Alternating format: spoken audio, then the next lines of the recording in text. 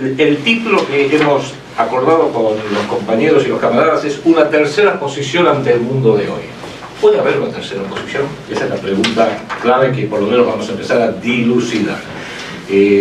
Vamos a hacer un paseo de, no va a durar tanto, pero más o menos un siglo, que es más o menos la vida que tiene hasta ahora lo que podríamos llamar el concepto de la tercera posición moderna. En realidad, la primera parte lo vamos a hacer en lo que se refiere a lo previo a la magnífica doctrina que esbozó Juan Domingo Perón y le dieron forma dos personas muy interesantes. Uno fue Brumaglia, que fue su primer canciller en 1946, y otro menos conocido fue Jacques Temayeux, que fue el decano de la Escuela Superior de Conducción Política del Movimiento Nacional Justicialista, nombrado por el propio Perón, y yo tuve la suerte, gracias a un íntimo amigo, un gran camarada, Denis Martos, muchos quizás sepan de su sitio, de su nombre excepcional, de ser parte de un pequeño grupo que recibió una instrucción directa de Jacques Temayeux en CEDADE, cuando CEDADE existía aquí en Argentina a principios de los años 80. Y ahí, la verdad, a mí me abrió el coco, por así decirlo, y podemos decir que Perón tuvo la gran suerte de que pudo esbozar una doctrina bien armada, lo delegó en estos caballeros y muchos más, de lo que es la tercera posición, que después de 1945 e inclusive después del golpe de 1955 fue cobrando forma en lo que eran los países no alineados, un poco mezclado estaba la cosa, pero el concepto se mantuvo vivo. Pero esto tiene una prehistoria que empieza en los años 20 en Italia, porque en definitiva la tercera posición nace en Italia en los años 20, Benito Mussolini, y se consolida en Alemania en los años 30, el tercer Reich del señor Hitler, más allá de que la historia oficial haya determinado que es uno de los grandes malos, porque siempre los poderosos tienen que ellos identificar quiénes son los malos, y por supuesto los buenos son siempre ellos, eso no cabe ninguna duda. Porque, ¿qué es la base de una tercera posición en aquella época, en los años 20, de la post-Primera Guerra Mundial, de la época de la depresión? Fue una época muy, muy dura para Europa, países derrotados, como Alemania, países formalmente victoriosos, como fue Italia, pero de todos modos defraudados por el mundo anglosajón, Estados Unidos, Gran Bretaña principalmente, que querían armar. Y ahí le dieron forma a esa famosa frase, un nuevo orden mundial para la post-Primera Guerra Mundial. Es más, en la conferencia de París, donde se firmó el Tratado de Versalles y luego fue seguido por otros tratados, ahí la Comisión Norteamericana y la Comisión Británica se ponen de acuerdo de armar un centro de estudios y análisis para justamente imponer un nuevo orden mundial que fuera favorable a los intereses de los norteamericanos y los ingleses y sus aliados, Francia especialmente, que estaba enceguecida por un revanchismo contra Alemania, que quizás se puede entender, etcétera, etcétera. Italia eso lo vio, Benito Mussolini. ¿Y qué es la tercera posición? Lo que hizo Italia y lo que luego haría Alemania una década después, es rechazar por igual a los parásitos, vampiros, usureros de Londres y de Nueva York en aquella época, pero al mismo tiempo rechazar, como lo decía Perón, a los insectificadores de la sociedad, los bolcheviques de Moscú.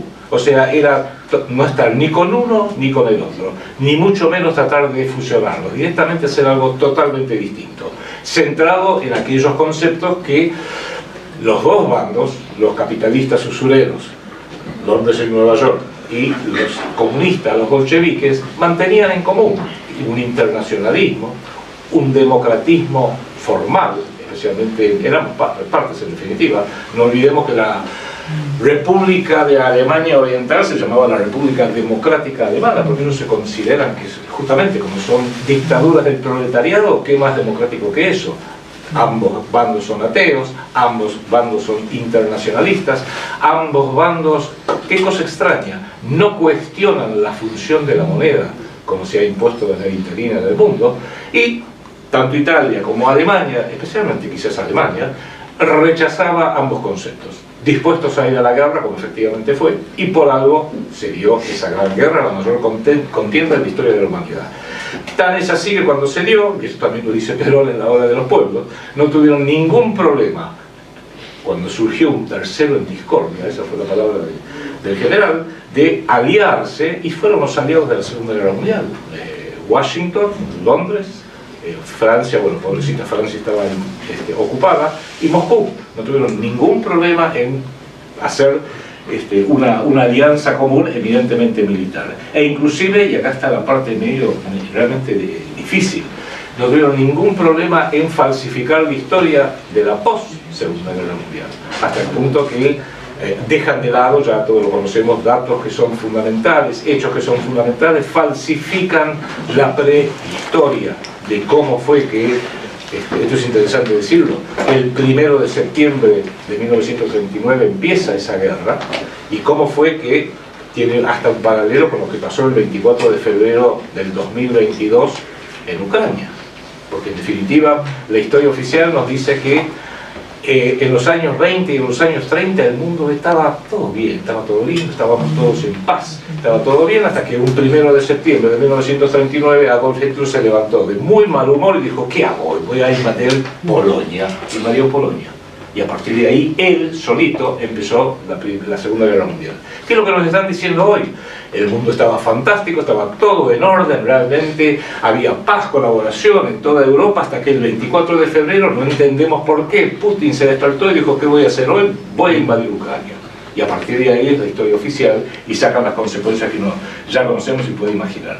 Pero todos sabemos que la cosa es mucho más compleja que esa.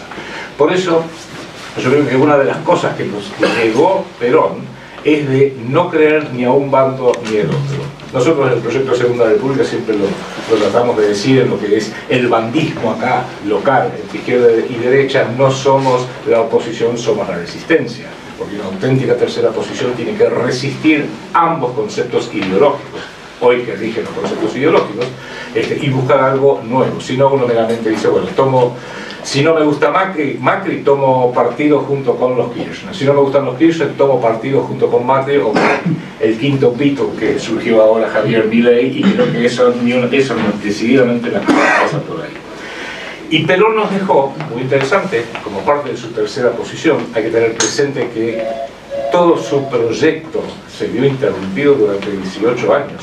18 años. Podríamos criticar que quizás fue un poquito maquiavélico en las alianzas que hizo, los acuerdos que hizo para volver en 1973, pero bueno, en definitiva, la historia fue lo que fue y falleció al poco tiempo. Pero antes de morirse, nos dejó un escrito muy interesante que es el modelo para un proyecto nacional argentino, que es la última vez que este bendito país tuvo un proyecto nacional, siquiera para empezar a ver hacia dónde queremos ir como país y como región, porque la visión de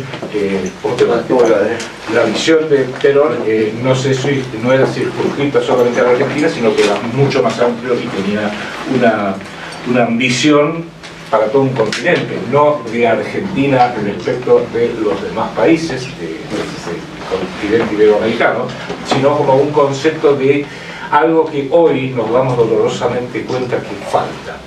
Estamos viendo cómo un conjunto de países quieren y siguen tratando de hacerlo, de imponer un modelo unipolar de poder para todo el planeta, y surge otro conjunto de países, el señor que invadió Ucrania y algunos de sus aliados, China, Irán, la India, Pakistán, que quieren hacer un mundo multipolar, y eso nos conviene. Pero ojo, nos conviene en tanto y en cuanto podamos conformar un polo. Falta un polo en todo el planeta que se llama el polo iberoamericano, y tiene que incluir España. Pero España está totalmente drogada, degenerada, y ya hace 25 años tomó la decisión lamentable de ser el vagón de cola de Inglaterra en lugar de ser la cabeza cultural, intelectual, incluso religiosa, no tanto en el sentido de la fe solamente, sino de la cultura de Occidente, que fue transmitida por la Iglesia Católica hacia América, que tendría que hacerlo de todo Iberoamérica, pero no nos da ejemplo de nada salvo su decadencia, su podredumbre y la cobardía de sus circunstanciales dirigentes, etc. Entonces, en ese modelo, es muy interesante el modelo para un proyecto nacional argentino, porque como buen militar que era, no olvidemos nunca que Juan Domingo Perón era un oficial del ejército argentino, que incluso estuvo en Italia, se quedó muy impactado antes de llegar al poder, cuando estuvo en los años 30, fue enviado por el ejército argentino a observar Italia.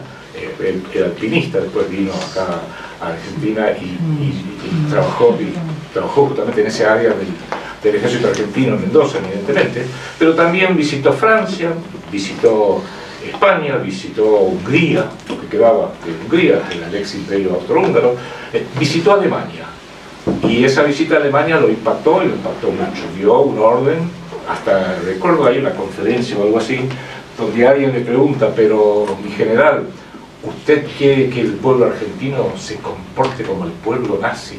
Como se comportaba el pueblo nazi, y dice algo así como, y mire, cuando se paraba el Führer, había 200.000 hombres perfectamente alineados. Eso en Argentina es imposible. Jamás vamos a lograr que haya 200.000 argentinos, hombres, mujeres, etcétera, perfectamente alineados, parados por estatura y haciendo en forma simultánea lo que se les ordena. Son alemanes, nosotros no. Nosotros somos evidentemente latinos, supongo que es una forma de decirlo, pero es una mezcla. En aquella época era muy heterogéneo el pueblo alemán, y los pueblos son cada vez menos homogéneos y cada vez más heterogéneos. Pero lo que él incorporó también era el concepto del planeamiento militar, por eso pongo un poco de énfasis en eso, aplicando el concepto que todos ya muchos lo conocen, de los cuadros FODA, de fuerzas, oportunidades, debilidades y amenazas, que en realidad habría que decirlo, ver en el entorno qué oportunidades hay para aprovecharlas, qué amenazas se vislumbran para evitarlas, para neutralizarlas, para minimizarlas, y al mismo tiempo ver, ¿y yo qué fuerzas tengo? ¿Y qué debilidades tengo? Entonces, si uno se siente, dice, Argentina tiene amenazas, la pucha, tiene oportunidades también. ¿Para qué vamos a desarrollar algo tecnológico si lo podemos traer de afuera? La gente ya lo ha hecho incluso mejor que nosotros. Pero tenemos fuerzas, sí, algunas sí, debilidades enormes, enormes. Entonces hay que saber cuáles son las propias fuerzas y debilidades para hacer un proyecto nacional como hizo Perón. Fue la última vez que se hizo en este país, porque ni los militares lo hicieron. Ni los militares lo hicieron, porque ellos automáticamente tomaron un mando con Estados Unidos. Perfecto. Después se llevaron una sorpresa muy fea en 1982. Y también, en alguna parte, él mencionaba que no solamente hay que aplicarlo a uno mismo, sino que hay que entender e identificar las fuerzas y debilidades del enemigo o del adversario, vamos a decirlo así. Porque si yo identifico una debilidad del adversario que probablemente la va a tratar de encubrir, de esconder, de soslayar, esa debilidad identificada pasa a ser una fuerza mía. Entonces estaba toda una serie de conceptos de cómo debiera por lo menos empezar a armarse esto. Y Perón también lo solía citar a Sun Tzu, el famoso estratega chino del siglo VI de nuestra era, que decía algo así como que el mayor éxito que puede tener un comandante militar es hacerle pensar a su enemigo que no hay guerra. Porque si cree que no hay guerra no se va a defender. ¿Qué mejor que atacar a un enemigo que no se defiende? Entonces ahí, para ya ir esbozando conceptos de una auténtica tercera posición, ya llegando más a nuestros días, hoy la primera etapa, el primer paso de una auténtica tercera posición es muy simple, es tomar conciencia que hay una guerra. La mayor parte del pueblo argentino, pero lo mismo podemos decir del pueblo chileno, del pueblo español, del pueblo alemán, italiano, no toman conciencia que estamos en guerra. Creen que la única guerra ahora aparentemente es, bueno, las que vimos en Irak y en Libia para defender la democracia, para promover la democracia, etcétera, etcétera. La que vimos en Israel, estos palestinos que parece que insisten en querer recuperar sus tierras, no entienden los beneficios de la democracia y de la generosidad israelí, y la actual guerra que estamos viendo, operaciones militares, bélicas en Ucrania y Rusia, creyendo que en definitiva, vuelvo a insistir, estaba todo bien hasta que el señor Putin, es increíble cuando uno lee de los máximos niveles de Estados Unidos, de Inglaterra, las infantilidades que dicen, que en realidad Putin lo que quiere es volver a ser un zar, tiene ansias de poder total, es intocable, está mal del marote y nadie se osa decirle, Vladimir, estamos yendo mal, nadie, porque justamente es la palabra de él y nadie le dice nada. Parece que es un equipo de psicópatas dirigido por un mega psicópata, y es lo que cree la opinión pública norteamericana, es lo que cree la opinión pública británica, mayormente por un desconocimiento. Entonces, un poco vamos a tratar de ir viendo, no tanto de aclarar, porque cada uno acá, en este salón mismo, puede tener su opinión respecto de si estuvo bien Putin o no estuvo bien, si estuvo bien Zelensky, que como cómico entiendo que era bastante bueno, como presidente pareciera que no le está yendo igualmente de bien, y no se trata de quedarnos atascados en el concepto en sí, sino ver qué sería una tercera posición hoy en día. Entonces yo diría, una tercera posición hoy en día para la Argentina y para Iberoamérica es reconocer que estamos en guerra. Y reconocer que estamos en guerra, que muchos dirán, a lo mejor acá mismo, ¿y en guerra con quién? En primer término, al revés que la Primera Guerra Mundial, la Segunda Guerra Mundial, la guerra de Irak, las guerras en Medio Oriente que hemos visto, ni hablar de Vietnam y de Corea, la guerra de Malvinas. El principal escenario de guerra, gracias a Dios, para nosotros no es militar. No es militar. Normalmente las guerras son cuando Galtieri tomó y dijo, bueno, el principal escenario de esta guerra, que es una guerra política muy compleja, la de Malvinas, lo vamos a hacer en el plano militar, así no fue. Ya sé que hoy es el día de reafirmación de los derechos de la República Argentina sobre Malvinas, que fue hecho una fecha importante justamente bajo el gobierno el último gobierno de Perón, pero dentro de 4 días recordamos, algunos celebran la derrota de Mario Benjamín Menéndez, que lustró sus botitas y se presentó ante el embarrado general Jeremy Moore y se rindió. Se rindió al grito de victoria, se rindió ahí. Entonces, entendámonos que gracias a Dios que la guerra que hoy tenemos que enfrentar, que es mucho más grave que la de Malvinas, es mucho más grave que cualquier guerra de la historia de Argentina, y es mucho más grave para la humanidad porque buena parte de la humanidad no toma conciencia tampoco que está en guerra. Porque si fuéramos solamente nosotros, diríamos ¡zas! Otra vez los argentinos, qué boludos que son, qué cosa terrible, no se dan, no. Hoy es buena parte del mundo que no toma conciencia que estamos en guerra. Entonces, primero, estamos en guerra. Segundo paso, muy elemental, acá lo mejor es la lógica, no hay nada mejor que el sentido común. Si estamos en guerra, ¿cuál sería la segunda pregunta? ¿Con quién? Identificar al enemigo. E identificar al enemigo en las guerras militares es relativamente fácil. Y el enemigo es el que me está bombardeando, el enemigo es el que mis comandantes me dicen que tenemos que bombardearlo a él, derrotarlo, nosotros matamos a sus soldados, él no mata a los nuestros, y sucesivamente. Pero como esta guerra ya es una guerra híbrida, que la palabra se ha puesto de moda, es una guerra política, una guerra financiera y económica que la Argentina la viene sufriendo hace ya 50 años prácticamente. Es una guerra tecnológica, cuidado con eso. Es una guerra, y acá sí es el punto clave, mediática. Es una guerra mediática. Controla los medios, controla los nervios de la humanidad. Es una guerra religiosa, por más que Bergoglio todavía no ha tomado conciencia, sí, es una guerra también religiosa. Es una guerra moral. Creo que los que estamos acá estamos preocupados por la imposición de la degeneración moral en todas partes, justamente con fuerza de ley. Porque una cosa es que me digan, bueno, mira, si alguien es gay, homosexual, está bien. Si no joroba, esa es la actitud que tomo yo, si no joroba, si no milita, a mí lo que hace un individuo entre 4 paredes no es asunto mío. Y tampoco es asunto de lo que hago yo entre 4 paredes. Pero cuando uno ve que es militancia y se lo imponen a los niños en la escuela primaria, epa, ahí lo empezamos a preocuparnos. Y, por sobre todo, es una guerra psicológica.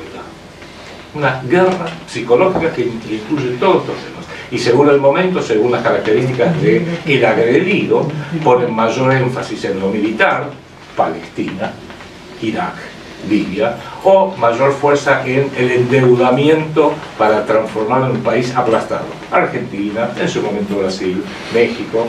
La propia Unión Europea tiene mucho de esto, porque la Unión Europea está ahora empezando, recién ahora, a tomar conciencia que la Unión Europea, como los yogur que compramos en el supermercado, tiene fecha de vencimiento. Y si tiene fecha de vencimiento, la OTAN tiene fecha de vencimiento. Y si la Unión Europea y la OTAN tienen fecha de vencimiento, ¿dónde va a quedar el euro?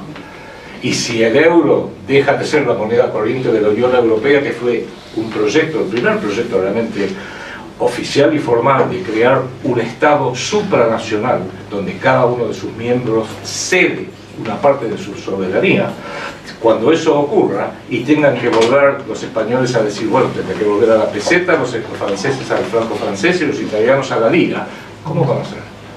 Los ingleses, que de esto saben mucho más que todos nosotros y todos los demás países juntos, ¿qué dijeron cuando se formó el 1 de enero del 2001, que el euro iba a ser la moneda de la Unión Europea? Dijo, me parece fantástico, me parece una buena idea, voy a estar colaborando, pero sigue siendo la libra para nosotros. Y cuando llegó el 2016 y decidieron, especialmente por presión de la monarquía, que se iban de la Unión Europea, dijeron, bueno, ¿y cómo van a hacer con la moneda? Como todos los días, con la libra esterlina. Es una moneda que siguió siendo una moneda respetada, ojo. Y lo mismo hizo Suiza, que nunca fue parte de la Unión Europea, y ahora creo que se está dando cuenta de lo adecuado que fue su decisión al respecto. Pero, volvemos. El paso 2 es saber con quién estamos, identificar ese enemigo.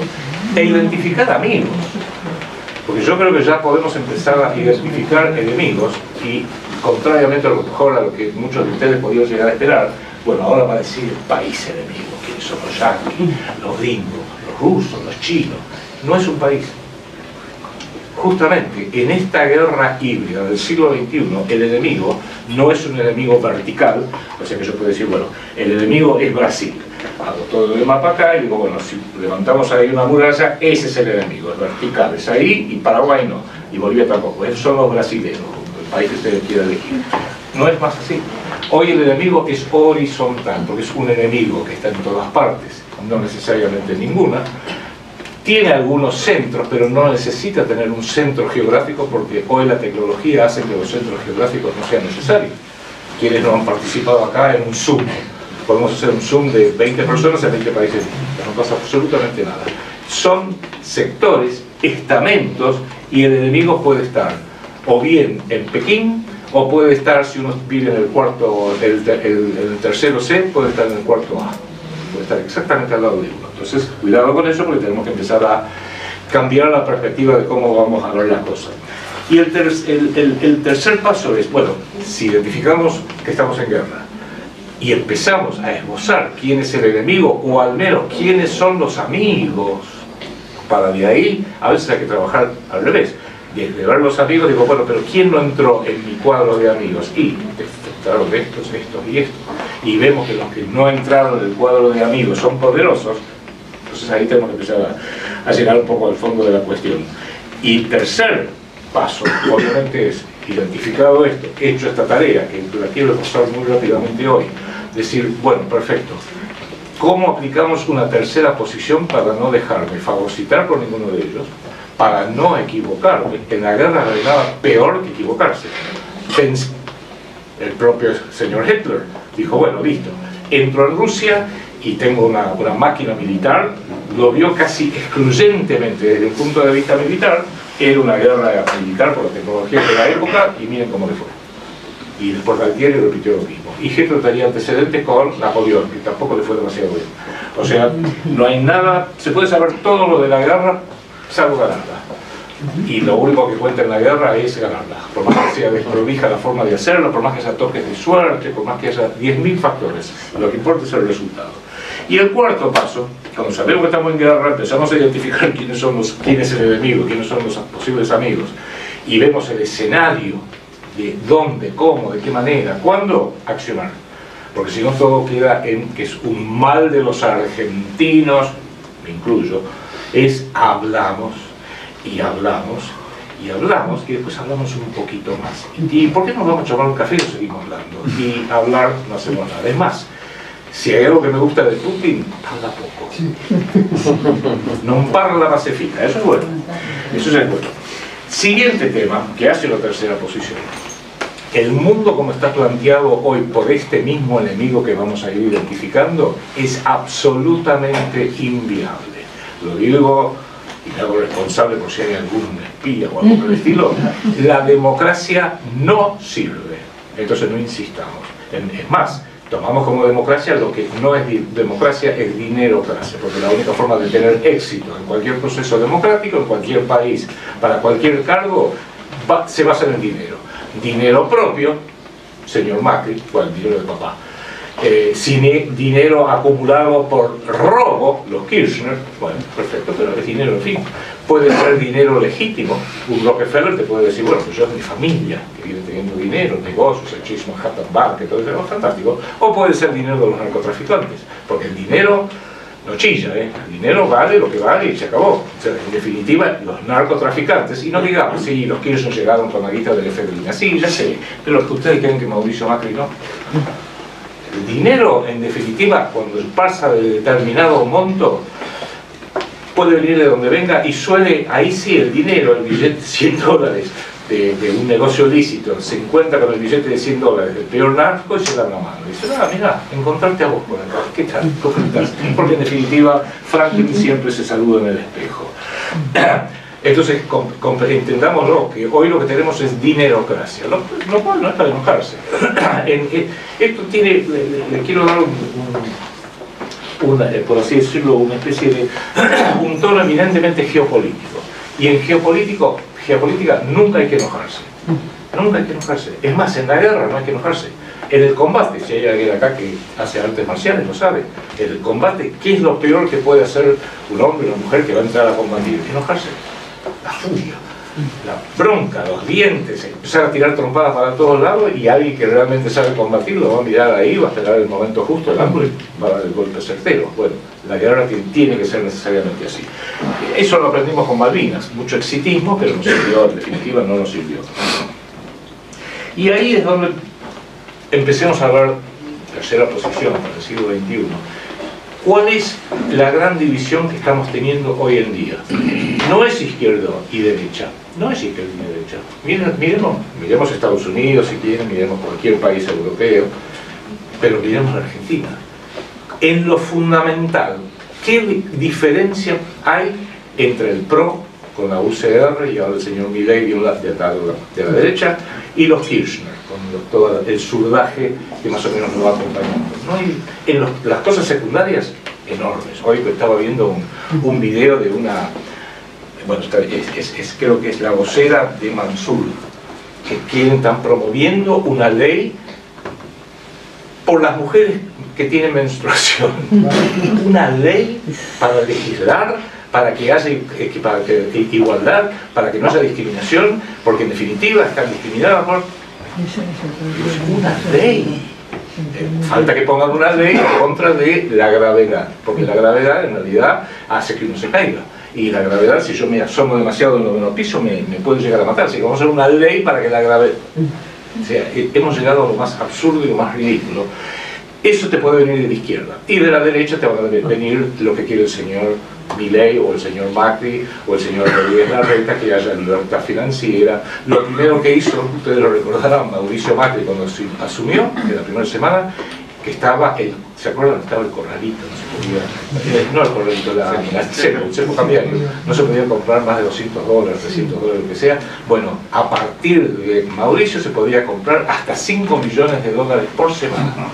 Si ustedes no compraron 5 palos verdes, la verdad que no tenían visión, no tenían visión para nada.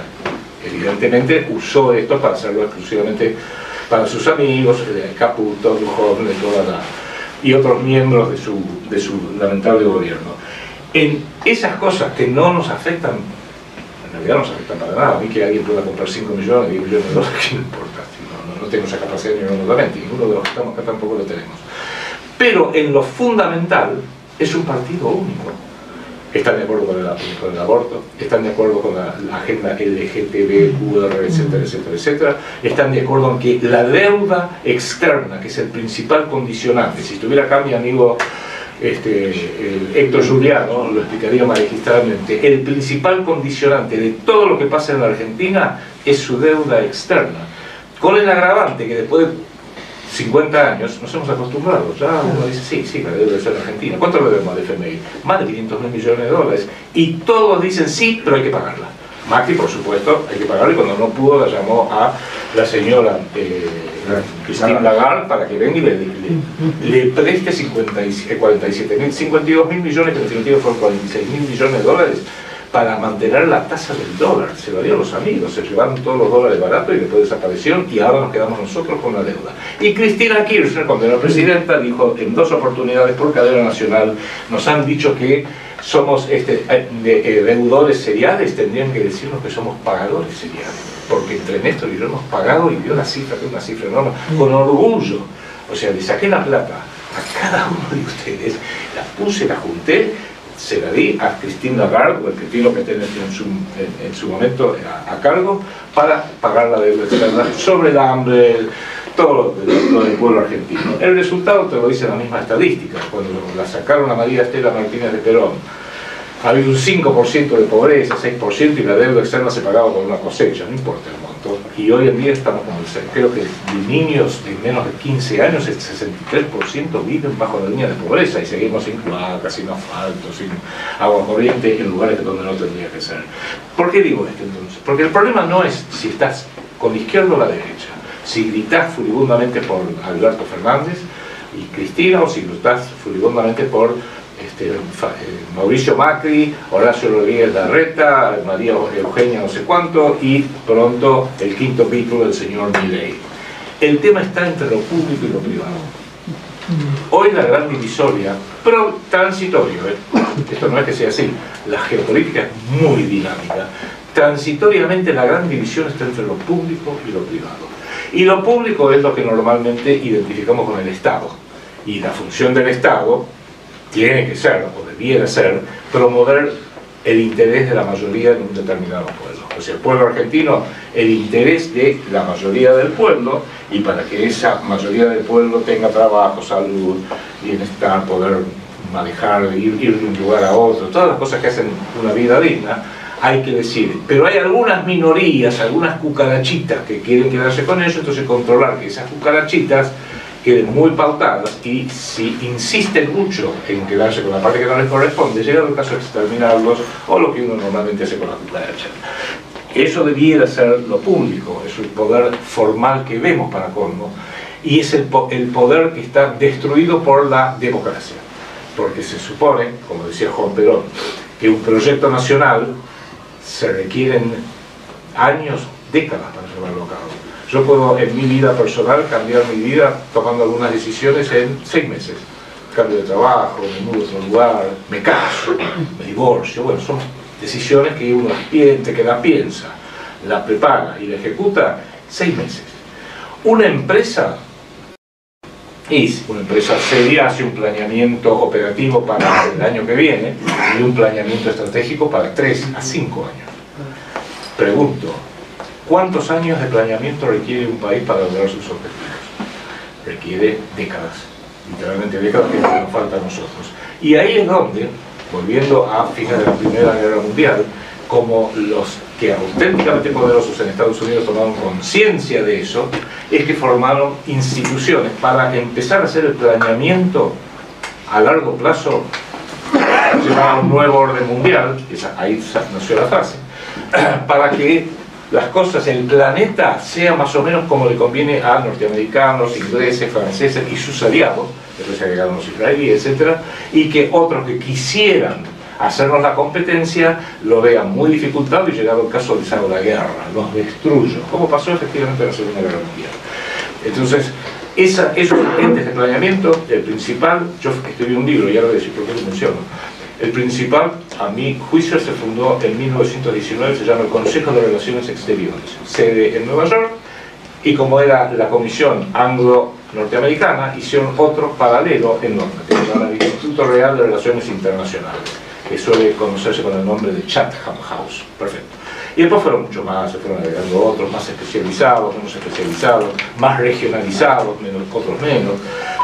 Pero sí, yo lo bauticé por allá por el año 96, cuando hice la primera edición de un libro que se llama El cerebro del mundo. Y como es el mundo de 1996, era bueno dentro de todo, en comparación con le puse como subtítulo La cara oculta de la globalización. Porque la globalización, que era ya este proceso de empezar a formar lo que en definitiva es un gobierno mundial a la larga, ya empezaba a verse, a entreverse, y venía evidentemente del ámbito privado, no tanto del ámbito público. Cuando hice la 5ª edición en el 2010, le cambié el título y viene a lo que estamos hablando. Le puse El cerebro del mundo, de la globalización al gobierno mundial. Porque la globalización que surge en 1990, cuando cae la ex Unión Soviética, falta todavía escribir un libro de por qué carajo cayó la ex Unión Soviética, pero no importa, hoy no lo vamos a abordar, porque es un régimen, el bolchevique, que se instauró matando a millones de personas.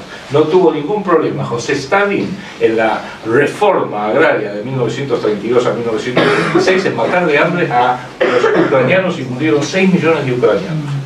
Ojo, y la ex Unión Soviética, los principales jefes políticos, o casualidad, fueron ucranianos. Khrushchev venía de Ucrania, Leonid Brezhnev venía de Ucrania, Kosygin venía de Ucrania. Por eso hoy cuando me hablan de Ucrania, en realidad Ucrania no existe, es parte de un entorno rusificado, que sería muy difícil ponerle una frontera, sería muy difícil hoy armar bien la frontera de lo que es Ucrania, y cuando uno la trata de armar te das cuenta que Ucrania en realidad no existe. Lo que existe es un ámbito con muchas broncas locales, donde una parte, que es la parte rusa, tuvo la mayor fuerza y se lleva toda la culpa de lo que viene pasando. Y en ese vamos viendo como gradualmente, desde el Consejo de Relaciones Exteriores, el CFR por sus siglas en inglés, y otros think tanks, bancos de cerebro, lentamente fueron armando, bueno, cómo debiéramos llegar a un gobierno mundial, pero que un gobierno mundial mío, un gobierno mundial del otro. Y efectivamente lo fueron diseñando, lo fueron armando, siempre centrado en los intereses de los ultra ricos, por una sencilla razón, porque todas estas instituciones que identifican y emplean a los mejores cerebros de Estados Unidos, Gran Bretaña, Europa, Alemania, de todas partes, inclusive de Argentina, necesitan mucha financiación. El presupuesto anual del CFR está casi en los 100 millones de dólares. Digamos que con 100 millones de dólares se puede armar un buen banco, un buen centro de planeamiento geopolítico, o think tank, o como quieran llamar. Fueron trabajando, de ser 200 miembros al principio, en 1920, hoy creció a ser casi 7.000 miembros, de los mejores, hombres, mujeres, blancos, negros, judíos, protestantes, musulmanes, hay de todo. Eligen lo mejor, ¿y qué hacen? Cuando lo tienen elegido y lo van armando y lanzando en su carrera, después dicen, bueno, este sería muy bueno para que sea el CEO, el gerente general de tal empresa. Este sería fantástico que estuviera a cargo del Fondo Monetario Internacional. Este sería fantástico que si llegan los republicanos, pudiera llegar a ser el presidente, o el vicepresidente, o el canciller, o el ministro de Relaciones Exteriores, etcétera, etcétera. Y si llegan los demócratas, acá los voy ubicando. El Banco Central Privado de Estados Unidos, conocido como la Reserva Federal, este sería fantástico para que sea el gobernador, o esté en el directorio, o esté a cargo de, etcétera, etcétera, etcétera. Y así fueron armando.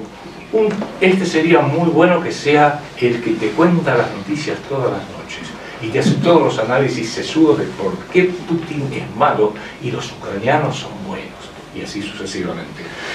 Y por supuesto con los grandes medios y todo lo que podemos imaginar que son el poder real, porque en una guerra psicológica, sí, es bueno llegado el caso de decir, mira, si me jodés mucho tengo 25 bombas atómicas acá en la otra pieza, y jorobado.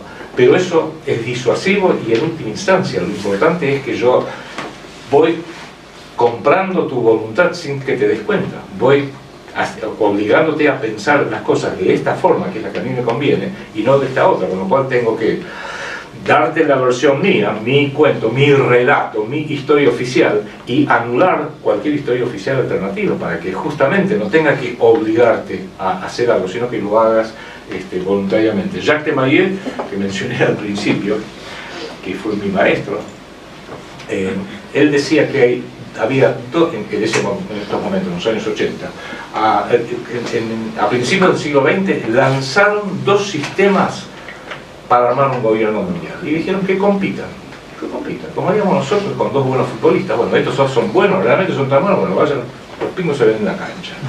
Y se largaron a Estados Unidos de Norteamérica y sus aliados, etc., y a la ex Unión Soviética. Dijo, y alrededor del año 84, 85, especialmente después de Chernobyl y después de Afganistán, se dieron cuenta que eran dos formas de controlar al mundo: o con un gendarme en cada esquina, con un perro Doberman, el sistema soviético, así, autoritario, que mete miedo, o con un televisor en cada casa. Y ganó el televisor en cada casa. Y dijeron, perfecto, para dominar el mundo es mucho mejor un televisor en cada casa, para colmo, lo podemos vender y van y pagan por ese televisor y no hacerlo en forma obligatoria. Con lo cual, a partir de ahí es el régimen que anduvo y por eso pudo caer la Unión Soviética de la forma tan catastrófica como lo hizo y no sin que en definitiva se hubiera una guerra nuclear como se hubiera pensado. Entonces, entre lo público y lo privado hay diferenciaciones que hay que tenerlas presentes. En primer lugar, lo público tiene la obligación de velar por el bien común. Lo privado no. Una empresa privada, Carrefour, puede llegar a decir, bueno, todos los meses voy a donar en este barrio pobre 1 millón de pesos en alimentos. ¡Qué bien! Lo hago porque así tengo mejor imagen. Me dio pena ver, el gerente general llega a decir, me dio pena ver tanta gente pobre. Bueno, en buena hora. Pero en determinado momento, si al gerente general le dice, che, estás donando demasiados alimentos, ponete las pilas, y lo va a dejar de hacer. Y si alguien le pregunta, ¿por qué dejó de donar? Porque no es mi función, porque la función lícita de toda empresa, sea el lucro que sea, a fin de mes o a fin de año, es ganar dinero. Y no se le puede imponer algo contrario. La función del Estado no es ganar dinero, de ninguna manera. Es más, la función del Estado es perder dinero si eso tiene un fin social, y lo tiene que hacer y ni se lo puede cuestionar. Pregúntenle si no a Estados Unidos y a Gran Bretaña y a Francia cuánto gastaron en sus guerras. Millonadas, gigantescas, y está perfecto, porque esa es la función de un Estado público, no es la función de una empresa. Una empresa puede hacer los mejores autos y es automotriz, pero si no gana plata, quiebra, desaparece. Entonces, esa es otra pauta que tenemos que tener presente. Las funciones son distintas. La función de una empresa es netamente económica, la función de un Estado es político, y en esto que estamos hablando, geopolítico, que es a largo plazo. Muy importante, el Estado opera con economía real, que es la economía de lo que produce el pueblo, lo que producen las empresas, lo que produce el entorno privado opera con las finanzas y con la moneda, que puede llegar a dar un beneficio a la sociedad o no. Todavía yo hasta el día de hoy no entiendo bien qué beneficio aporta un banco. O sea, una empresa automotriz aporta un beneficio evidente, el auto que has comprado, o una empresa de aviones, Airbus, Boeing, unas máquinas fantásticas, pero todo depende de los bancos, pero todavía no he entendido bien qué es lo que aporta un banco. Pero eso sería escaparnos y vamos a seguir, en esta instancia vamos a seguir. El Estado público hoy se ve obligado a operar a corto plazo, mucho más corto que lo que requiere un auténtico proyecto nacional argentino. 4 años. Llegó el que ganó las elecciones, ya a los 2 años tiene el despelote de las legislativas, etcétera, con lo cual ya ahí se le dio la atención, y a los siguientes 4 años, reelección, etcétera, o gana otro.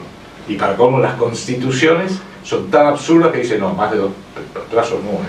Y el tipo dice, pero mi proyecto nacional, como el de Perón, requiere 20 años. Ah, no sé. 4 años, si ganás la reelección, 4 años más y después a tu casa. Y eso es un absurdo. Es un absurdo total. Mientras que el ámbito privado depende, su plazo, ¿cuál es su plazo? Décadas, 10 décadas, 20 décadas. La Shell, un gran banco, una gran automotriz, no llega a donde está hoy la Volvo, la Mercedes-Benz, porque cada 4 años iba cambiando de plan. No, porque han mantenido un plan coherente en el caso de Mercedes-Benz de 125 años. Está perfecto. Y si no lo hace, va a quebrar. Y si lo hace, pero algunos números no le cierran, se va a fusionar, va a comprar otra empresa, como compró la Chrysler, lo que sea, para ver cómo nos fusionamos, para poder empezar a volver a hacer dinero, a volver a ser económicamente viable. Y acá hay un punto que es clave. La palabra que mejor describe al Estado, tanto al Estado como a las empresas privadas, la palabra que mejor describe el mundo es el poder. A ver, lo que rige el mundo actual, de hace 50 años y dentro de 50 años, no son las leyes internacionales, la búsqueda de la democracia para todo el planeta, como dice Estados Unidos, el cambio de un régimen para que haya paz, libertad, derechos humanos, todas las pavadas esas. La base de cómo funciona el mundo es el poder, y el poder es una regla de hierro. El que tiene poder lo usa para promover sus objetivos y sus intereses. El que no tiene poder se jode. O no le queda otra que bancarse las consecuencias de las decisiones de aquellos que tienen el poder para promover sus objetivos y sus intereses. Si la Argentina dice, lo que está haciendo Estados Unidos y Gran Bretaña, dentro de todo me conviene y me puedo alinear ahí, bueno, capaz que un tiempo dura. Pero si Gran Bretaña dice, las Islas Malvinas son británicas, y venía a sacarme, tratamos de hacerlo y nos fue muy mal. En definitiva, ¿de quiénes son las islas? ¿De quiénes son las Islas Malvinas? De los ingleses. Hasta que nosotros las recuperemos son absolutamente de los ingleses. Por eso, en lo externo y en lo interno, es más, el Estado tiene el derecho de obligarnos a todos los hombres que estamos acá a ir a pelear en una guerra y morir. Por la patria, por lo que sea, pero tiene el derecho coercitivo de obligarme a hacer cosas. Y a un nivel mucho más simpático, tiene el derecho de obligarme a manejar por la derecha. Si yo digo, no, pero a mí me gustaría manejar por la izquierda, usted maneja por la derecha, y si lo hace lo meto preso, porque tiene el poder coercitivo de hacerle hacer cosas. Pero el poder privado no tiene ese poder. No te puede decir, McDonald's, tenés que entrar acá a comer una hamburguesa, o la Chevrolet, tenés que entrar acá a comprar un Chevrolet, pero yo quería ir a comprar, no, usted no va a ir a la Ford, usted va a venir acá y va a comprar un Chevrolet, sí o sí, no tiene forma de hacerlo. Entonces, ¿cuál es la palabra? La palabra para mí es algo que se produjo aquí en Argentina. A los pocos meses de asumir Mauricio Macri, se realizó acá la cumbre del Congreso Mundial Judío, el World Jewish Congress, y estuvo acá su presidente, multimillonario por ejemplo, Roland Lauder. Roland Lauder es el presidente del World Jewish Congress y también es el número 1 de las perfumerías Lauder, que son franceses. Es un imperio enorme. Y se paró, estaba Macri ahí, estaba Marcos Peña, estaba todo el gabinete y dijo, bueno, después de tantos años, miren cómo hemos crecido, Congreso Mundial Judío, hoy ya estamos consolidados, hoy no tenemos miedo. Es más, lo que nosotros tenemos es una tremenda influencia. Y les voy a contar un secreto, lo dijo públicamente, no tenemos miedo de utilizarla. Y yo dije, ajá, ese es el poder privado. Es la tremenda influencia de agarrarte del cogote contra el muro y que no tenés forma de resistirlo. Esa tremenda influencia, que es más que evidente que no tiene miedo de utilizarla, es lo que explica el poder de todo el entorno privado. ¿No querés hacer algo? Perfecto. Te voy a mandar a alguien que te va, como Don Corleone, que parezca un accidente. Hacele una oferta que no pueda rehusarse. Hasta ahí, porque quiero tener más bien a los tiempos que hemos visto. Esto fue, lo que podemos decir, fue todo el proceso de globalización que empezó en 1990, cuando cae la ex Unión Soviética, y creo yo terminó el mes pasado, o hace 3 meses, el 20 de febrero de este año. Porque la globalización, ¿qué fue? Fue en definitiva el estadio intermedio para que el poder privado se consolidara, pudiera controlar bien, incluso lo público, y pasar a una siguiente etapa. Que ahí vuelvo a lo que les decía de mi libro, que puse en el 2010, de la globalización al gobierno mundial. ¿Por qué? Porque la etapa de la globalización terminó el 24 de marzo de este año. Podríamos decir, quizás, para algo que fue más dramático para todos nosotros, pero de Ucrania no nos afecta directamente todavía, con la pandemia, el 20 de, no sé qué fue, creo que fue el 11 de marzo del 2020, cuando se declara la pandemia por parte de la Organización Mundial de la Salud. Y ahí es donde vemos como todo empieza a cambiar, la globalización queda sin efecto, y empezamos a ver lo que podríamos llamar ya una nueva etapa. Y en esa nueva etapa, ya los dueños del poder, es una lista, ojo, no es anónimo, no es anónimo. El poder tiene nombre y apellido. Algunos son nombres muy conocidos, algunos son nombres odiados, qué sé yo.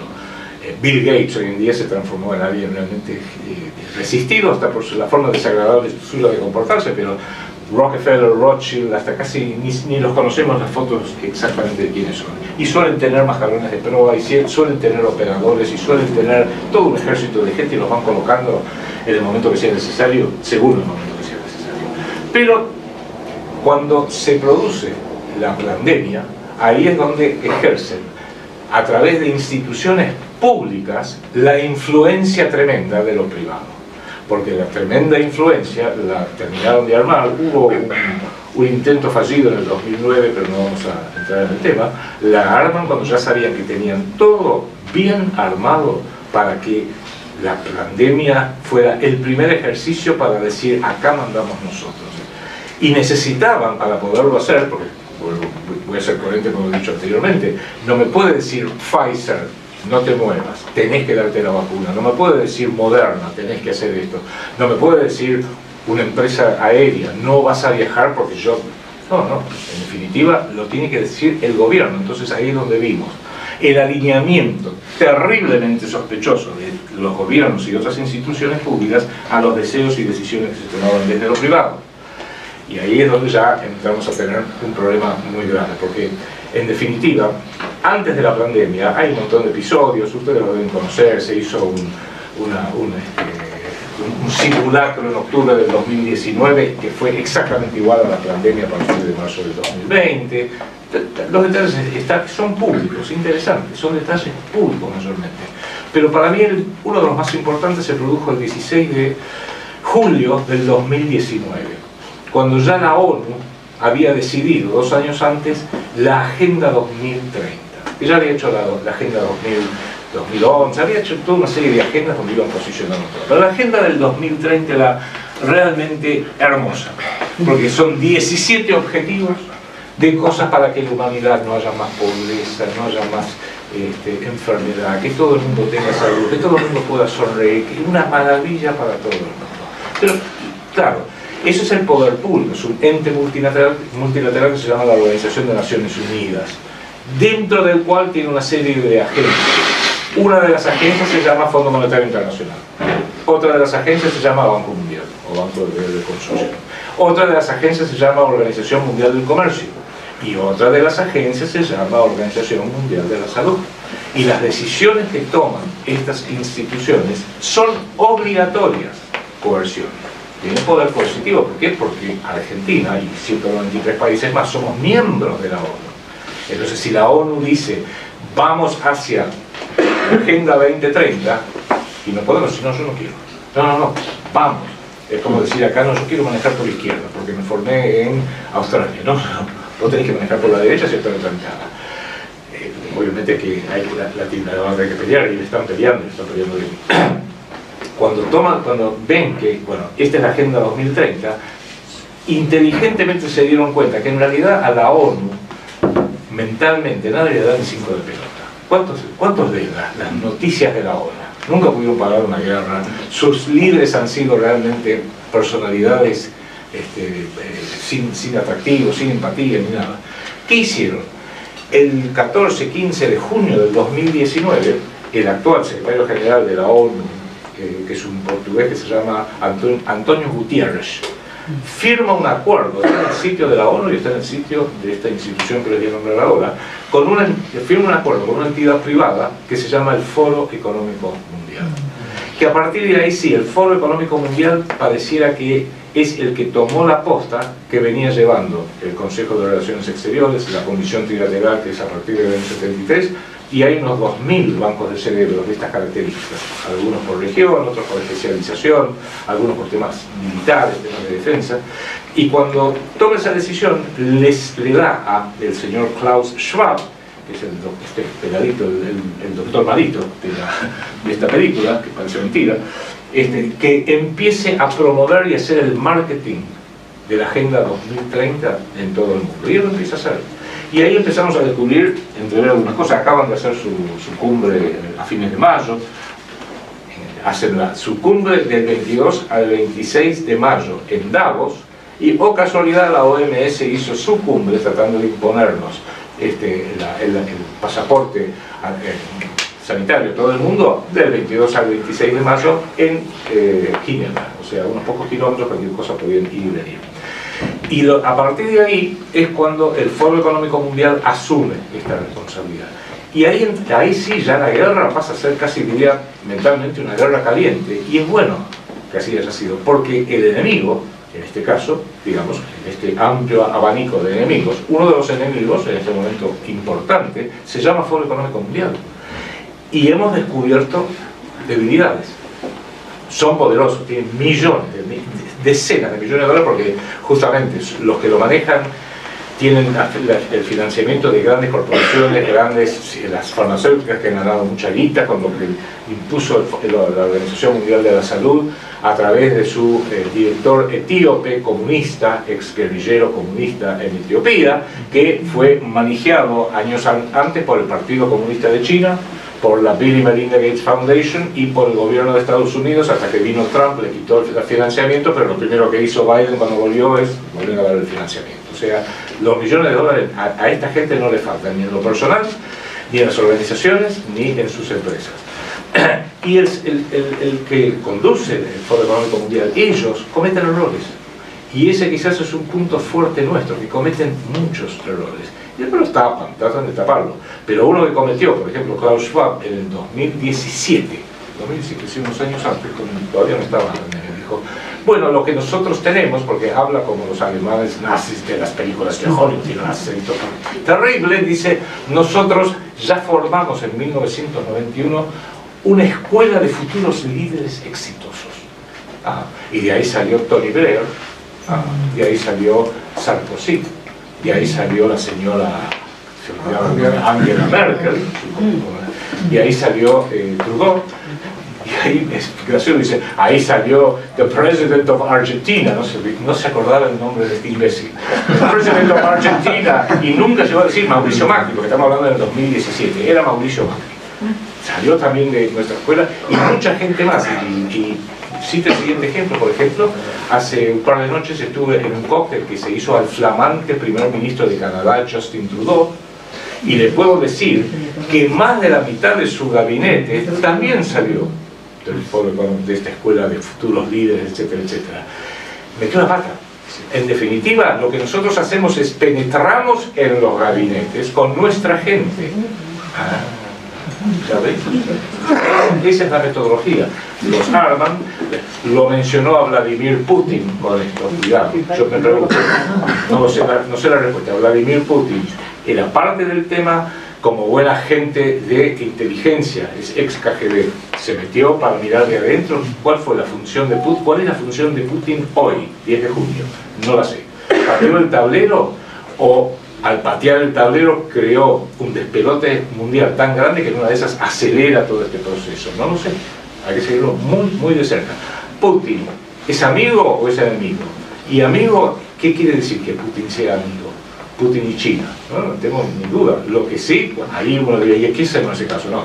En este momento Argentina tiene un amigo, un enemigo inmediato que se llama Estados Unidos y Gran Bretaña, o las dirigencias de Estados Unidos y Gran Bretaña.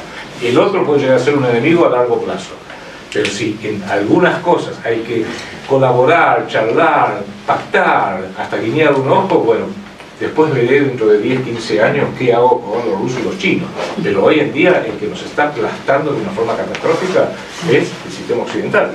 Entonces tenemos que, si te vienen a atacar 4 tipos y el que está a 1 metro es más peligroso que el que está a 10 metros y el que está a medio kilómetro. Después no quiere decir que sean amigos, pero por lo menos empecemos con este y después va a ir los otros. Eso es la idea de un planeamiento estratégico. El planeamiento estratégico tiene que ser siempre muy, muy dinámico. No puede ser rígido. Y eso lo decía Perón, por eso hizo en realidad la redacción del Proyecto Nacional Argentino es muy breve, porque dice justamente que los proyectos estratégicos tienen que ser breves, porque tienen que ser altamente dinámicos. Es imposible prever todo lo que puede pasar. Si viene corriendo a 10 km por hora, hacer esto. Si viene corriendo a 20 km, no. Fíjate en el momento, y esto es como la vida es dinámica. ¿Qué hacemos todos con nuestras vidas? ¿La planificamos para 10 años? No.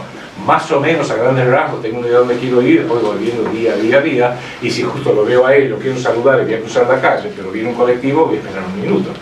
Porque no voy a ser tan estúpido decir, no, yo tengo ya planificado cruzar calle, justamente lo que no hay que hacer.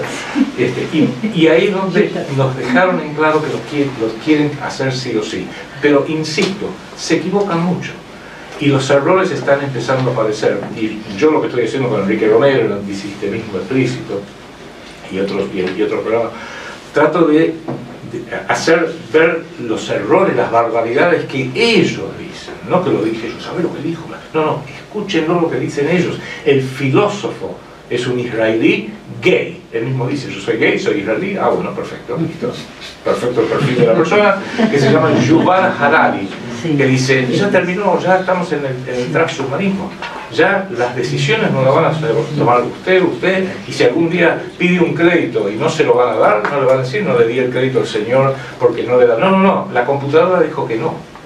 Y dijo, y olvídense de los temas de la religión, olvídense de la resurrección de Jesucristo, eso es fake news. Así no va. Lo dicen ellos. Entonces, y estamos hablando de un tipo que lo dice todo mientras el cartel World Economic Forum está detrás de él. Está hablando formalmente y nadie lo ha desdicho. Con lo cual es interesante porque ellos creen que la gente quiere eso y se equivocan porque viven en otro planeta. El primer video que hicieron, que lo sacaron, pero después dio tantas vueltas que no lo volví a colocar, en el sitio del Foro Económico Mundial, dicen Agenda 2030. ¿Cómo será tu vida en el 2030? 8 puntos. Y el primer punto dice, no serás dueño de nada, pero vas a ser feliz. Y muestran a un pelotudo que va a hacer visitas, porque te lo van a entregar todo con un dron. Mira que después hay otras cosas que son razonables. Estados Unidos no será la primer potencia, habrá un conjunto, ok, listo. Algunos te lo dan hasta riéndose. No vas a comer más carne. No vas a comer más carne. Vendrá a decírselo a un argentino, un uruguayo, un australiano, un tejano. Pero es para proteger el medio ambiente. Hay que cambiar todas las costumbres porque el medio ambiente, el calentamiento global, Y después al final, como nos toman de imbéciles a todos, dicen, y para el 2030 vamos a estar casi listos para viajar y a tener vacaciones en Marte. Y tenemos una nave que va a llegar a Marte, hay que ir a San Clemente del Tuyú y ir a Marte. O sea, te toman de tonto. Y es bueno eso, porque cuando alguien te subestima, y uno se da cuenta, es un factor de fuerza. Por eso que han perdido mucho y por eso muchas cosas no les salió de la OMS, no les salió el año pasado del calentamiento global.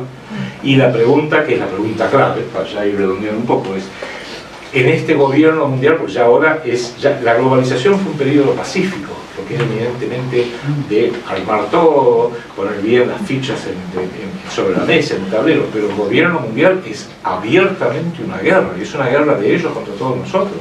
Como dice Enrique Romero, somos antisistemistas porque el sistema es anti nosotros, y es así, es todo un sistema que han armado, que uno lo proyecta y es absolutamente anti nosotros. Entonces, la idea es, si uno empieza a identificar, agarré un ejemplo, el Foro Económico Mundial no es el único ejemplo, pero es la voz cantante, porque la ONU casi no habla. La ONU últimamente ha hablado a través de un tipo que no tiene un gramo de gracia, que es este etíope imbécil, que en realidad ni siquiera le podés tener bronca al tipo, es un burócrata. ¿Tiene causas de lesa humanidad? ¿Cómo? ¿Tiene causas de lesa humanidad en su país? Por supuesto, sí. Eso es gravísimo. Se lo he dicho a mucha gente, ni lo conoce, ni lo sabe. Está todo bien. Les interesa. El Partido Comunista de China dijo esto, y uno diría, ¿y por qué China está en todo esto? Porque una de las cosas que negociaron era, ¿qué hacemos con China y con Rusia? Porque China y Rusia es todo un tema. Lo de China le salió bien, lo de Rusia creo que no, ojalá que no. Pero lo de China le dijeron, bueno, el modelo para imponer este gobierno mundial, gracias a la pandemia, cuya pandemia el propio Klaus Schwab es tan bocón que dijo, es una oportunidad única, es una estrecha ventana de oportunidad para hacer, él lo llama la cuarta revolución industrial, que es unificar en cada individuo lo físico, la identidad y lo digital, o sea, lo físico biológico, la identidad, en su DNI, su cuenta bancaria, etcétera, etcétera, y lo digital, o sea, te vamos a controlar todo. Y le dijeron a los chinos, el modelo va a ser el modelo de ustedes, el modelo chino, de reconocimiento de rostros, de tener todos los datos tuyos, de dejar de tener dinero efectivo para que todo sea un chip, que puede estar acá tranquilamente el chip o acá donde vos lo quieras poner, y te lo van a vender, que es mucho más cómodo porque pasás por el supermercado, ese struck, y ahí automáticamente te debitaron 2.000 pesos en tu cuenta y está todo perfecto. Y uno dice, si lo que uno quiere es esa comodidad del robot, está bien, como dice un tipo, dice, lo que se está haciendo hoy en día no es tanto que los robots del señor Musk parezcan y se comporten como humanos, sino que los humanos se comporten como robots, que es mucho más fácil, y lo que se está empezando en estos momentos a lograr, teniendo en cuenta todas estas cosas que van haciendo. No les está saliendo tan bien, Pero para que nosotros, y con esto ahora sí, ya estamos en los últimos minutos, para que podamos hacerle frente a esta guerra, conociendo el enemigo, no confundiendo y pensando, el enemigo es el Foro Económico Mundial. No, es mucho más amplio. En este momento, la cara visible es el Foro Económico Mundial. En su momento fue Bilderberg. ¿Se acuerdan? Bilderberg dejó de reunirse, ¿por qué? Porque hubo pandemia y se reunió el otro día. Yo personalmente creo que estos think tanks es una estructura piramidal. Cuanto más alto estás, evidentemente hay personalidades que son los entes que van haciendo los programas, etcétera, más poder tiene. La Comisión Trilateral de David Rockefeller, fundada en 1973, el ideólogo era Zbigniew Brzezinski, gran geopolítico, la verdad, y Kissinger y David Rockefeller, toda esta gente, por encima de ellos está el grupo Bilderberg. Bilderberg desapareció, bueno, se reunió la semana pasada. Se reunieron, y no es casualidad que se reunieron después que se reunió la Organización Mundial de la Salud, después que se reunió el Foro Económico Mundial, y creo yo tomaron algunas decisiones. El caso más notorio de las decisiones creo que fue en el 2008, 2006. Sí, hubo dos. Uno es que estaban podridos del rey Juan Carlos, que invitado siempre, lo invitan, en realidad la invitan a la mujer, a la reina Sofía, para decírselo claramente, y al lunes siguiente renunció, abdicó el rey Juan Carlos. Y el otro fue en el 2008, muy interesante, donde estaban las elecciones de que finalmente ganó Obama. Pero venía Obama, negro, Hillary, una mujer. Entonces era algo revolucionario. ¿Qué vamos a hacer el presidente? ¿Una mujer o un negro? Un negro. Estaban los dos haciendo una campaña feroz, tirándose con tutti. Se reúne Bilderberg en Virginia, esta vez en Estados Unidos, los llaman, desaparecen, silencio de radio, y al lunes siguiente el candidato es Obama. Se ve que le dijeron a Hillary, Hillary, la próxima. Y se lo dieron la próxima, porque le hicieron la candidata, y ella creo ganó Trump. Eso es una de las cosas que le salió mal. Aterrizó en el jardín de la Casa Blanca un marciano gordo, anaranjado, con un ojo borrado, y les pateó todo. Les pateó todos los planes, les demoró, porque esta guerra contra Rusia la querían hacer en el 2016. Y les salió mal. Y para colmo Trump, no es santo de mi devoción, pero algunas cosas tiene que, uno diría, bueno, por lo menos los patea un poquito, les pincho, los molestó un cacho. O sea, se les ha demorado el plan bastante. Lo que quiere hacer Schwab, para colmo, ha elegido que lo acompañe codo a codo como figura máxima del planeta del rey, el príncipe Carlos de Inglaterra, que va a ser el próximo rey cuando se muera o abdique la actual reina, aunque después el que está ungido es el hijo, pero no importa, es Guillermo. Pero están hablando de una familia real muy cuestionada en Inglaterra, y es el hermano de un príncipe, Andrés, que es un pederasta, un pedófilo condenado en Estados Unidos. O sea, están metiendo la pata, creo yo, porque viven en un universo paralelo, viven con un desconocimiento de lo que está pasando. Pero para no irnos demasiado en detalle, hoy parecería que ese es el enemigo. Ahora, ¿cuál es la tarea nuestra? ¿Cómo definimos esto? Simplemente, yo soy uno de los más viejos acá dentro, hice el servicio militar en 1973, soy clase 52, y estuve en la Plaza de Mayo el 24 de mayo de 1973, cuando asumí al día siguiente Cámpora.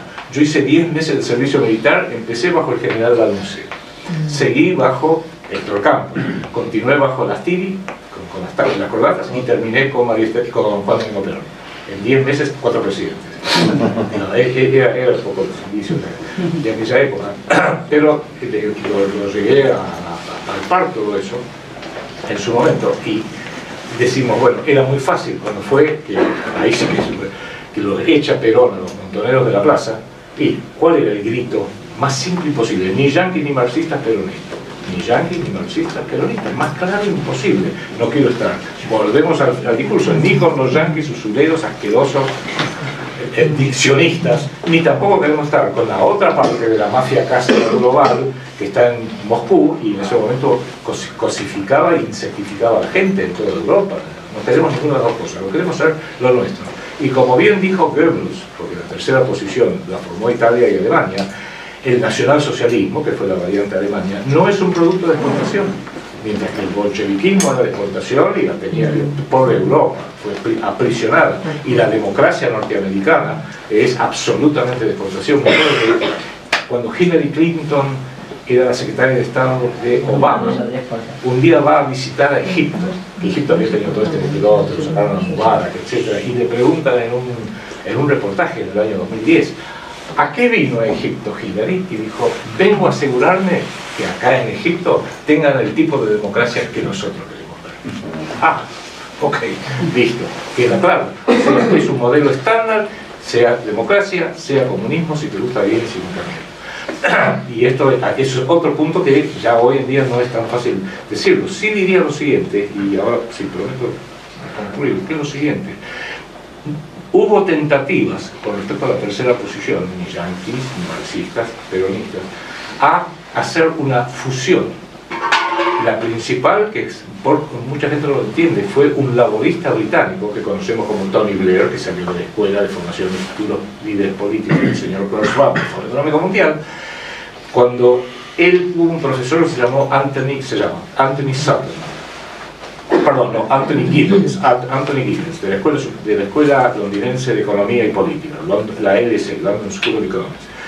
¿Y qué hizo? Dijo, la nueva socialdemocracia va a ser una fusión del capitalismo con el socialismo, con el comunismo. Y vamos a sacar la socialdemocracia internacional, los Kirchner, pero también Macri, porque es básicamente lo mismo. Digamos, Macri pone más énfasis en lo económico, Cristina y los Kirchner ponen más énfasis en lo pseudocultural y lo político. Pero en definitiva es eso, fusionaron ambas cosas, y hoy nadie puede tomar partido ni por la izquierda ni por la derecha, porque son las mismas cosas, son dos caras de la misma moneda. Entonces decimos, bueno, pero si es tan complicado, ¿a dónde me paro? Y bueno, ya hoy, ojalá uno dijera, mira, la consigna ahora es equivalente a ni yanqui ni marxista peronista, que le entiende todo el mundo. Hoy no es así, pero sí es saber que es un sistema, y cualquiera que se alinee a este sistema por ignorancia, que es la vasta mayoría, o por conveniencia, es el enemigo. Aunque después, bueno, tampoco hay que al enemigo no agarrarlo a las trompadas, pero sí es el enemigo. El que está dormido, el que aún hoy, que no hay que andar con el barbijo, pero está tan programado que va con el barbijo por todos lados. Sí, no va a saltar cuando te pase algo a vos. Claro, o sea, es el enemigo aunque sea pasivo. Sí. Pobrecito, me diría. Con lo cual es muy interesante porque tenemos poca gente. Hay mucho de eso. Claro, la mayoría. Si vas por la calle y están todos con el barbijo. Le llevan a la niña a andar en bicicleta con un barbijo. Agarro este ejemplo pequeño, porque son los mismos que se entretienen mirando Netflix, o se entretienen, le creen a las noticias, o le gusta C5N, todo ese surdaje kirchnerista, o le gusta Liliana Canosa como si fuera alternativa. No son alternativas. Lamentablemente no son alternativas. La alternativa somos nosotros, justamente. Evitan que nosotros podamos organizarnos, hacer algo. YouTube censura los videos de cualquiera que piense distinta, porque el pánico que tienen es que de repente esta auténtica tercera posición, que le da un nombre todavía, surja y cobre fuerza. Y esa es parte del trabajo nuestro. Es una guerra difícil, es una guerra complicada, pero quizás, si tuviera en general acá, diría, hoy más que nunca necesitamos una tercera posición, y esa es la tarea nuestra, tratar de darle forma. Y no va a ser fácil, no va a ser decir, bueno, perfecto, todos los que anden con una camisa roja están de un lado y los que anden con una camisa negra, no, ya hoy en día en realidad la tercera posición va a estar acá. Y lo que tiene de bueno es que vamos a ser pocos, y esos pocos vamos a ser los más lúcidos, los más despiertos, los que por lo menos ven todo esto. Y al ser los despiertos ante un mundo que siempre tenemos la posibilidad de estructurar una auténtica, en el mejor sentido de la palabra, élite de hombres, mujeres despiertos de todas las edades, todas las generaciones y de todas partes del mundo en pos de un único objetivo. Antes era Argentina sola, la que siempre estábamos con quilombo, golpes de Estado, hiperinflación, y decir, todo el mundo decía, Argentina otra vez, ¿qué hicieron ahora? Ahora es el planeta entero. Ahora es el planeta entero. Entonces, y con una tecnología de comunicaciones espectacular, y a mí me sorprende las ideas que salen de acá, cómo aprenden afuera, sea en el mismo idioma, por supuesto, y aún cuando se puede hacer en los Por ejemplo, usted es un admirador que yo conozco en Aruba. ¿Cómo? Es un admirador que yo conozco, un admirador que te ve, sigue tus programas y el de Quique en Aruba. Claro, bueno, eso. Me doy fe, en todos los programas. Y eso antes no existía. Yo empecé a hacer radio con Roberto Castro Giovanni, amigo mío en Radio Excelsior, y lograr poder hablar en un micrófono es imposible. ¿Y qué otra forma tenía? Hoy, radios online, canales de televisión, o sea, la tecnología de ellos la hemos usado, no vamos a dejar de usar esta tecnología porque viene del enemigo. ¿Qué? La tenemos que usar. Tenemos que, en realidad, adquirir la mentalidad en esta tercera posición de verdaderos guerrilleros. Guerrilleros en el sentido constructivo de la palabra. No hagamos un ejército de tercera posición, porque van a decir, están todos ahí, tírense una boca. Requiere estrategia y táctica que es comparable con militar. Por eso, si a lo mejor la expectativa era que acá dijéramos, bueno, entonces la tercera posición hoy es esto, no. Justamente, la expectativa es que la tercera posición no es algo fácil, no es algo que surge claramente, no es algo que lo van a entender y va a surgir espontáneamente entre los que están dormidos, y hasta podemos decir, suena cruel, a los que están dormidos y los amarreaste y no se despertaron, dejadlos. Dejadlos. A ver, si vemos que este edificio se está incendiando, creo que no, y estamos todos durmiendo, el que no lo esté durmiendo, no nos va a poder decir, che, despertate que se está incendiando. No, te va a gritar, lo vas a amarrear, nos vas a amarrear a cada uno. Algunos vamos a decir, Pepa, ¿qué te pasa? Cuando ve el humo va a tomar conciencia de que menos mal que me despertó porque me salgo. Y si los demás quieren seguir durmiendo, bueno, veamos una forma de hacer una evacuación de otra manera, pero no, si se quiere quedar porque no se quiere despertar, bueno, cada uno en ese sentido es dueño de su destino. Estoy dando un ejemplo tétrico, porque estoy hablando de un incendio donde hay peligro de muerte, pero en definitiva es así. Y yo soy un optimista total porque probablemente estamos ante una decisión de la humanidad y Argentina tiene un sitio para jugar enorme, porque el hemisferio sur va a ser un poco el futuro de la humanidad, pongámoslo así, de alguna manera. En general, no olvidemos que todas las tierras están allá. Y la sobrepoblación de gente degenerada está allá. Yo no tengo nada en contra de las grandes cantidades de personas. Si hay, el planeta da para darle de comer. Pero cuando ves que Estados Unidos es una sociedad absolutamente degenerada, donde entra cualquier empieza los tiros, y después están que los gays, que los derechos de los gays, que no, ya está, listo, suficiente. Y quizás la tarea más jorobada es que nosotros somos llamados a construir la tercera posición del 2022 en adelante. Y hay que hacerlo. No es que sea que lo haga otro. Es más, no se necesita mucha guita, no se necesita, tengo unos recursos tremendos, como si fuera una guerra militar. ¿Y quién nos manda? Los tanques, el entrenamiento, eso sí que cuesta mucho dinero, que solo lo podría hacer el Estado o una empresa privada grande. No, hoy lo que requiere es despertar. El antídoto es justamente despertar, pensar con el cerebro propio. Y eso no hay que chicarse, sea de la que sea. Es más, la mejor idea la puede tener un pibe joven, o a lo mejor lo puede tener unos viejitos acá que tienen un poco más de experiencia, pero a veces también la edad opera en contra. Porque uno todavía dice, sí, yo me acuerdo los días de gloria, mi yankee narcisista.